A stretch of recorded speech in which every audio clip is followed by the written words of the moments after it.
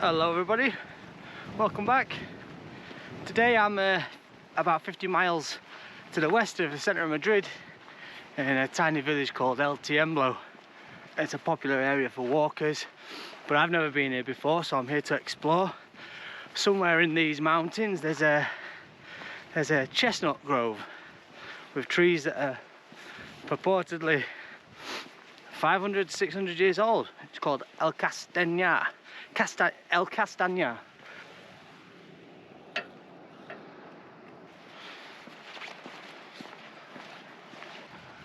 So once again, it's a beautiful day here in Spain. It can be quite deceiving. It's beautiful blue skies, and once you've walked a little while, you get quite a sweat on. But it's about 0 degrees at the minute, and it's only going to get colder throughout the day and into the night. But we'll see how far we get. If it's too cold tonight, I'll be making my way back down to the car because I haven't got a 4-season sleeping bag. But I brought a hot water bottle. That's the secret weapon in conditions like this. So it's been a week or so since I last posted a video. I've been super busy with work and studying. I've got an assignment due this month, so I'm having to cram. Doesn't matter how much time I've got to finish an assignment, I will take up until the night before to get it finished. It's just the rule. I think I work better that way anyway.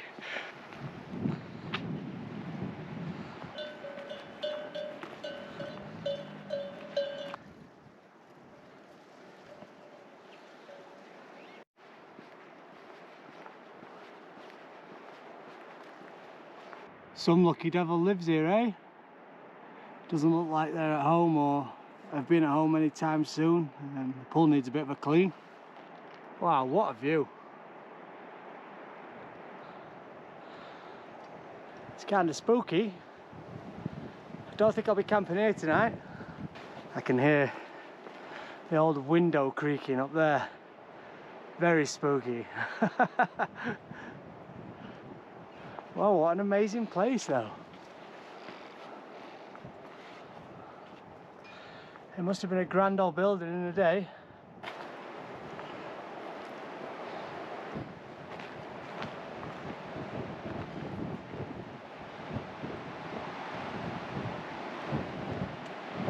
I could do a haunted explore like those popular YouTube channels. What a place. Abandoned places like this, and you just wonder who lived there, what their lives were like, what happened. They've been out of use for quite a while by the looks of it.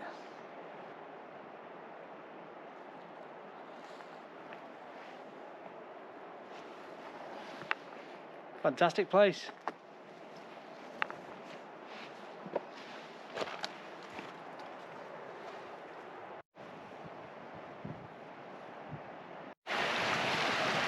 Oh, I think this bridge has seen better days, to be perfectly honest. Look at the state of that.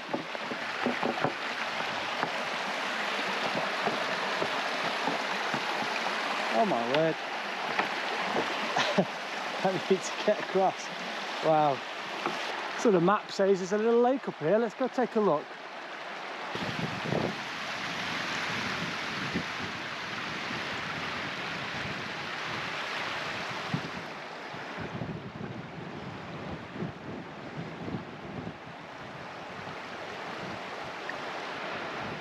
What a magical little place. It's not very big, and it looks a little worse for wear. There's a leak. There's some leakage down here.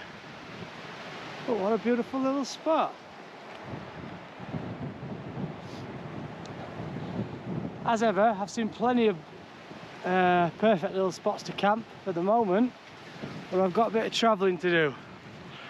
So I'm going to look out on these spots, I think. But yeah, also the wind is bitterly, bitterly cold. I can't afford to take off my softie, but I'm sweating.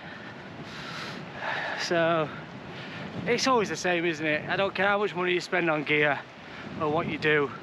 It's nigh on impossible to layer up perfectly where you're neither cold, you're neither sweating. Anyway.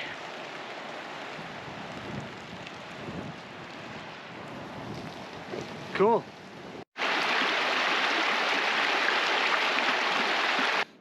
Whenever I see huge pine cones, it reminds me of my kids. We often go hunting for, well, there's an incentive. We go hunting for the largest pine cone. Whoever wins gets €10. And this is just, I mean, it's huge compared to the ones you get in the UK, but that's baby compared to some of the ones we've found. Obviously, I have to find the biggest one, otherwise I'll be skinned.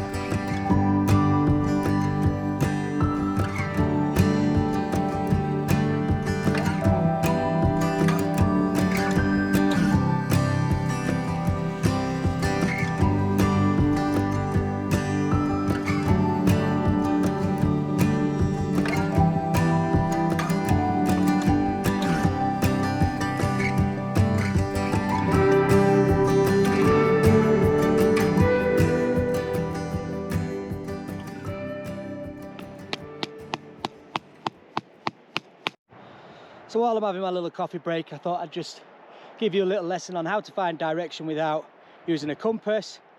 This is called the shadow stick method.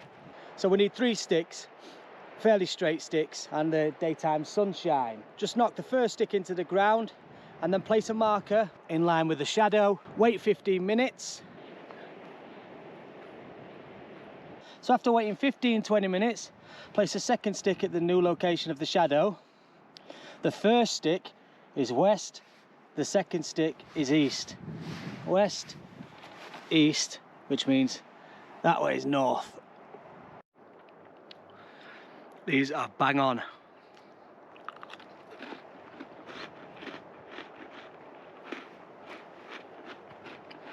Also, sorry if I'm slurring. My lips have gone numb, it's so cold. Absolutely freezing it is.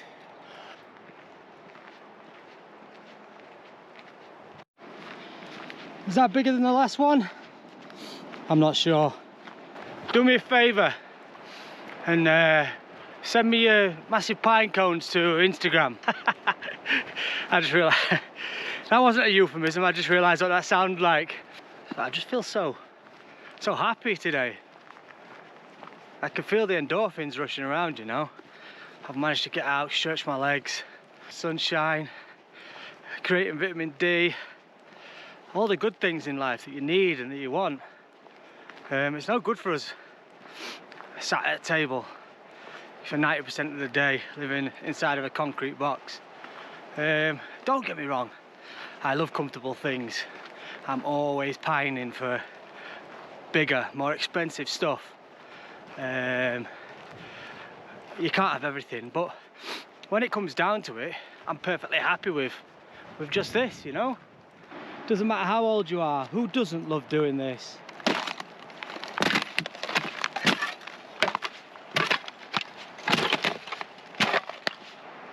Someone's been having fun. Get the size of that bullet hole. Naughty, naughty. Bad grouping though. So I've reached the chestnut grove. There's a sign on here saying you cannot collect chestnuts. Apparently it's because the woodland won't regenerate itself, so I guess if there's thousands of people turning up here taking all the chestnuts away, they'll stop growing. But or it'll change the habitat, which will harm the trees. And these are said to be 500-600 years old. I mean, it's amazing to look at just from the doorway. It's a magical place.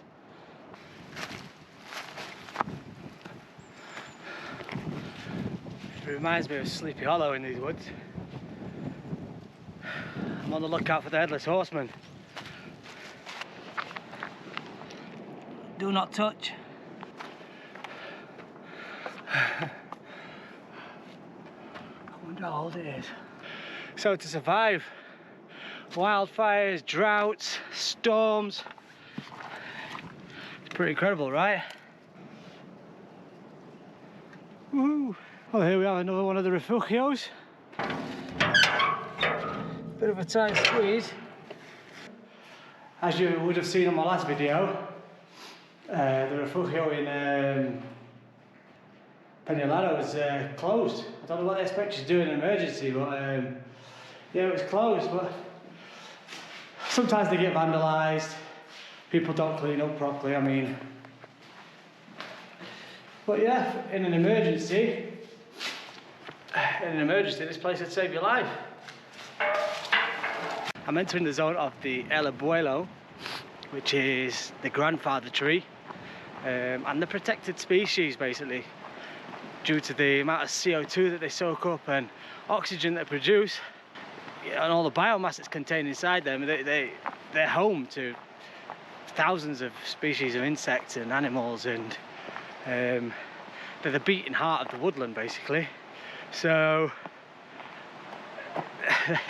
they are absolutely spectacular. Take a look. It's hard for you to gauge the size of it, but I mean, it must be 20 foot tall, if not taller. And that's only half of the tree, basically. The rest of it's been damaged over the years. The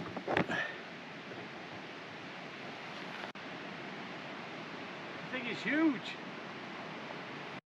The Abuelo tree, 525 years old, 20 meters tall.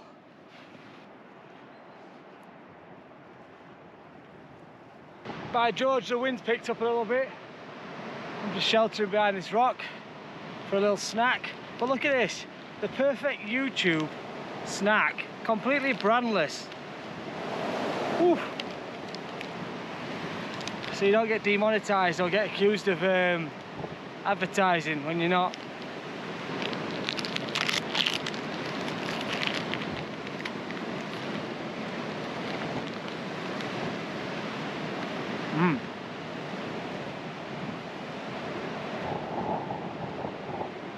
Yeah, I'm heading up there.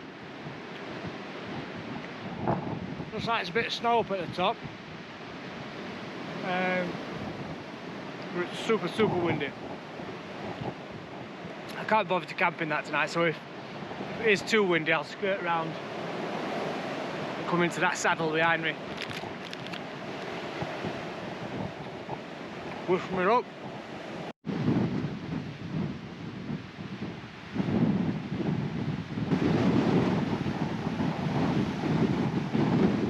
Look at the state of my hair. Keeps blowing my hat off. The weather's certainly coming in. See how quickly the clouds moving over that mountain there.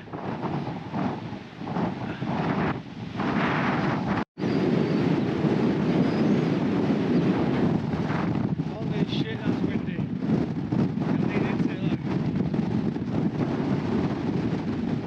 You can't stand still for too long. The wind cuts straight through you. Nearly there now. Just gotta keep pushing. I mean, the view is spectacular though.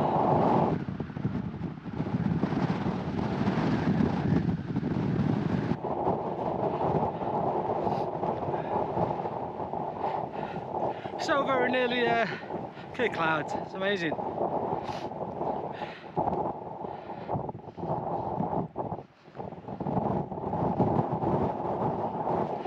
It's a bit of a race against time actually. I need to get up here and get down because I can see the weather front coming in. Pretty dark and ominous. There might be snow tonight, so if I can get down to some lower ground, it'll just make for a much more pleasant camp. As you can tell, my lips are frozen and my little ears. I'm in a little bit of a lull here, so the wind's calmed down a little finally, so I can take in the sights a little bit without wind blasting down my ear holes. Yeah, what a view, eh?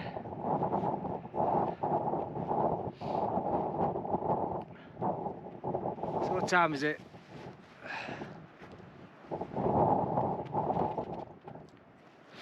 So it's 3 o'clock.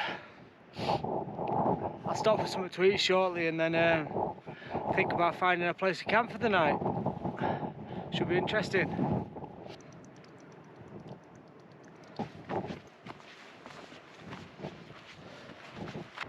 Well, I noticed this place across the valley, so I thought I'd come and check it out. I mean, we're still probably 1,200 metres up, so I don't know if they keep animals in here or it's an old some sort of farmhouse, but it seems kind of large for that. Let's go check it out. Yeah, here we go. And we're in. Yeah, I'm guessing they probably keep animals here in the summer. I don't know what else it could be. Yeah, for sure.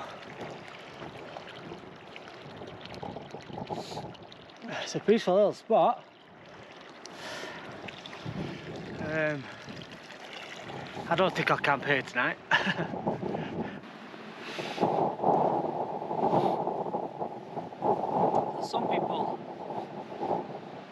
I've heard some people say it's super dangerous to go camping or hiking on your own, you know, solo camping. I mean, I agree, it can be dangerous, but you know, so many other things in life, you know, that you know, as long as you're prepared enough for the conditions you're in. I mean, I'm hardly going to the summit of Everest, do you know what I mean? But I'm aware of my capabilities. I've not got the best gear, but I know what to do with it to make the most of it. As long as you're prepared and you let the loved ones know where you are, that's enough, you know. Don't bite off more than you can chew. Of course, there's accidents can happen, wild animal attacks, and blah blah blah, and you know, you just can't live your life that way. I'm preaching a little bit because the older I get, and now I've got children, the more I worry about the little things, and it's hard to snap out of it sometimes. But there does come a time when you've just got to say, fuck it, I'm just doing it. And you don't have to go the opposite way either, like, you know, prepare for the max. You know, I mean, look at Goggins. I love David Goggins, bless him. What a hero. What exactly is he training for? Do you know what I mean? What is he training for? I mean, if the shit does hit the fan, that guy is going to be prepared. You know what I mean? And he's got the best chance of survival. But what if it never happens? You know what I mean? You just got to take each day as it comes and prepare enough. You don't have to dedicate your life to climbing mountains. You know, I'm not doing that. You know, I'm going for some jolly hikes. It's nice to get that load off my back, to be honest, and just sit down for a while. The wind's pretty relentless, to be honest. It's getting earache in one ear because I forgot my woolly hat. So that's another amateur mistake I've made. But with every hike, I'll get back into my old ways and, you know, relearn the old drills and rewild myself, I guess. And that's what this is all about. It's getting outside of my comfort zone. I mean, I live a pretty comfortable life in Madrid, if I'm perfectly honest. And I look at myself sometimes and think, bloody hell, I'm pampered. You know, I'm mothered, I'm babied. It's, you know, and I've got to snap out of it. I think that's a winner for today. Oof, that sucker. Nice. Kids will be proud of that one. I'm determined to catch these birds of prey. She's there, just flying around. They come really close, but by the time I got my camera out, they're gone. Damn it. And it's just started to snow ever so slightly. You know, this is the problem. There's been an abundance of decent camping spots, and now I can't bloody find any.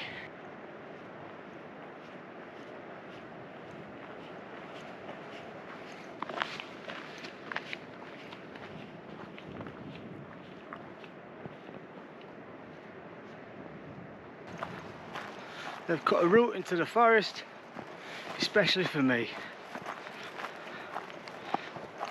Oh, there's a fox there. I keep seeing deer and fox. He's there, just next to that boulder. He's running away. Oh, bless him. I keep seeing deer and birds of prey, and I can never get the camera out quick enough. I mean, they're obviously wary of humans, aren't they? you've got to have eyes in the back of your head. But yeah, he looked at me, he saw me.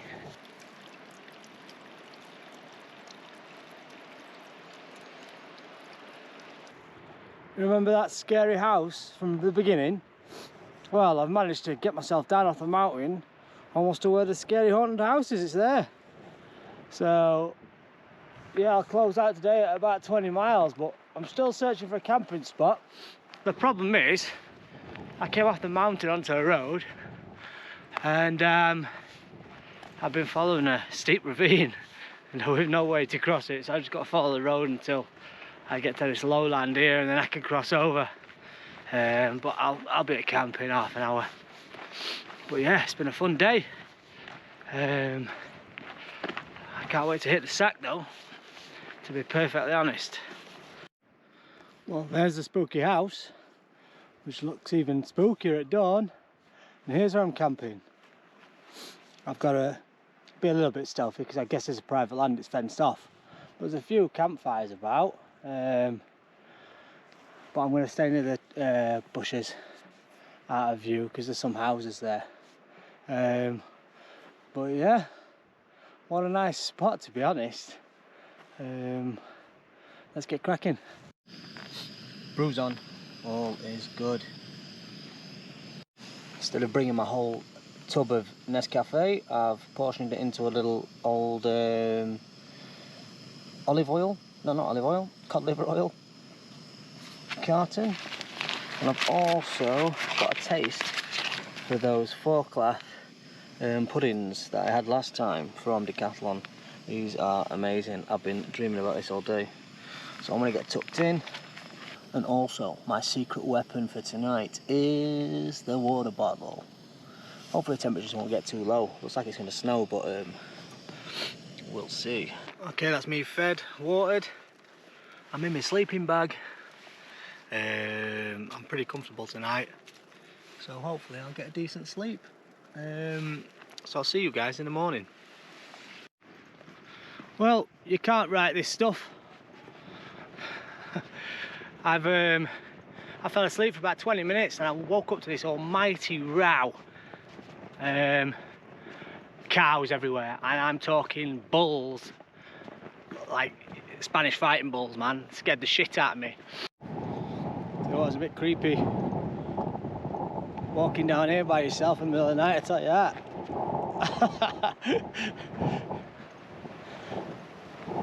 I can't believe it. I literally just got my head down, woke up, and I could hear the bulls raging, man. And I thought, I don't want them sniffing around my tent. So I stuck my head out at the tent, and I could hear farmer shouting at sheepdogs, cows, shouting at the working dogs. You know, proper going crackers. Dogs wanted to have me, so I shit my pants, hid in my tent for a while. And to be fair, farmer left me alone, and I guess I would have been safe there. I was on a ledge. You know, I don't think the cows would have come sniffing around, to be fair, but I thought better safe than sorry, because they were bulls, man. They weren't just your average dairy cows. So I got out of there. One of them was screaming at me while I was packing up my tent, so all my stuff's been packed away a little hastily. So yeah, I'm a bit lost. I don't know what to do now. I don't know if I'm going to be able to find another place to pitch my tent in the dark, or even if I want to. I'll probably just head back to the car. Maybe keep in the car. If not, I'll head back home.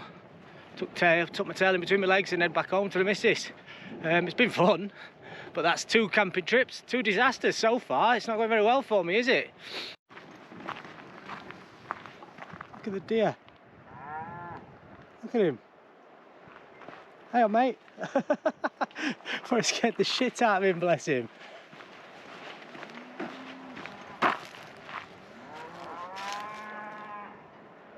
Well, I made it out at Sticks.